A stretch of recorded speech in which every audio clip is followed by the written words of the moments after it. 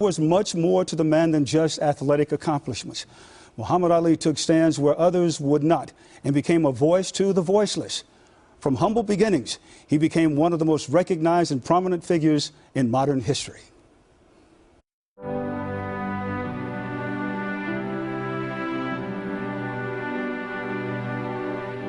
Despite the numerous nicknames, the one that fits the best is the one he gave himself, the greatest.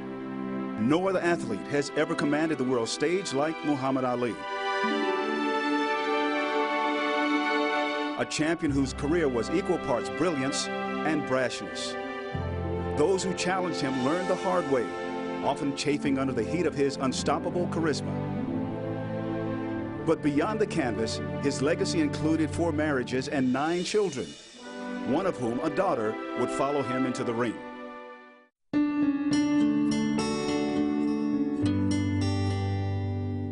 It was the 12-year-old Cassius Clay, angry about his new bicycle being stolen, who was discovered by a Louisville policeman who urged him to channel his aggression into boxing. 6 years later, he was a gold medal winner at the 1960 Rome Olympics. He turned pro and quickly amassed several victories, complete with a gimmick, the prediction, when he would foretell during which round an opponent would fall. In 1964, he got his shot at champion Sonny Liston, one of the most feared heavyweights of all time. And with most of the sporting world reporting he had no chance, the taller, faster Clay battered Liston, who lost the fight and his heavyweight championship when he failed to answer the bell in the 8th round. They would fight again the following year when Liston was knocked out in the 1st round. We are taught to obey the laws of the land as long as it don't conflict with our religious beliefs. It was just after winning the title that Cassius Clay converted to the Muslim faith and changed his name to Muhammad Ali, maintaining a close association with Malcolm X and other members of the Nation of Islam. Several members of the sporting press chose not to recognize his new name and continued to call him Cassius Clay, which he had deemed a slave name. Ali defended his championship 8 times over the next 20 months before he was stripped of it for refusing induction into the Army.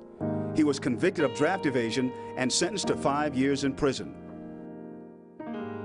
He remained defiant, stating that he didn't have any quarrel with the Viet Cong. For the next 2 years, while appealing the conviction, he was unable to fight.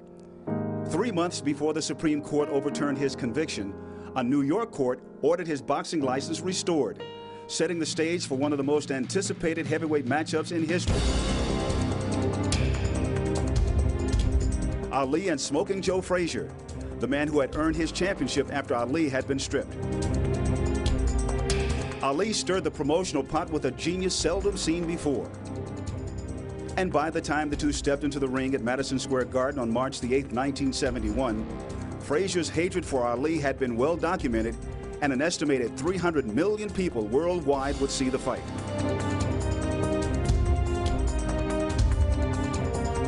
What followed was an epic battle, a brutal 15-round slugfest that the champion won by a unanimous decision. Frazier then spent the next several days in the hospital recovering from the beating. They would meet 2 more times, with Ali winning the next in a decision and then knocking Frazier out in the 14th round of the 3rd fight, which he dubbed the Thriller in Manila. Ali had several tough fights in the early 1970s with the likes of Kenny Norton and Jimmy Ellis, but none captured the public spirit like 1975's Rumble in the Jungle, held in Kinshasa, Zaire. Ali, This time it would be George Foreman, who, like Liston 11 years before, was considered too big and too menacing for Ali to handle. But once again, the sporting press was shown to be fallible. Ali employed the now legendary rope-a-dope, forcing Foreman to punch himself into early fatigue.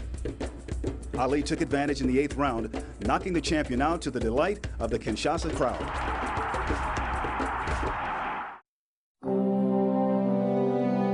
In 1978, Ali would lose and regain the championship one final time to Leon Spinks to become the first man to hold the championship 3 separate times.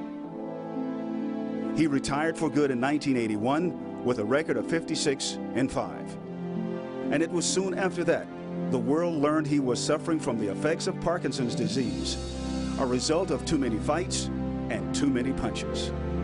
Ali would be robbed of his most prized possession, the ability to communicate in a very unique fashion. The polished carnival barker who could charm a crowd with his enthusiastic gusto became disturbingly quiet. Still, Ali would always be Ali, a goodwill ambassador who continued to inspire.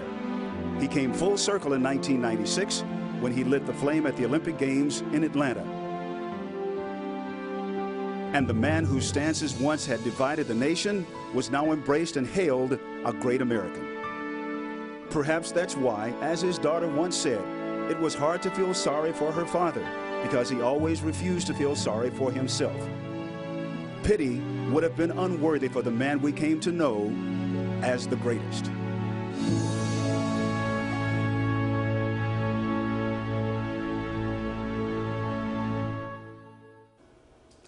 Muhammad leaves us with so many wonderful memories, passing away this evening at the age of 74. A funeral will be held on Wednesday in his hometown of Louisville, Kentucky, and the city plans a memorial service on Saturday. He is survived by his wife Yolanda, his brother Rahman Ali, 7 children and 3 wives, and 2 other children. And we'll be right back.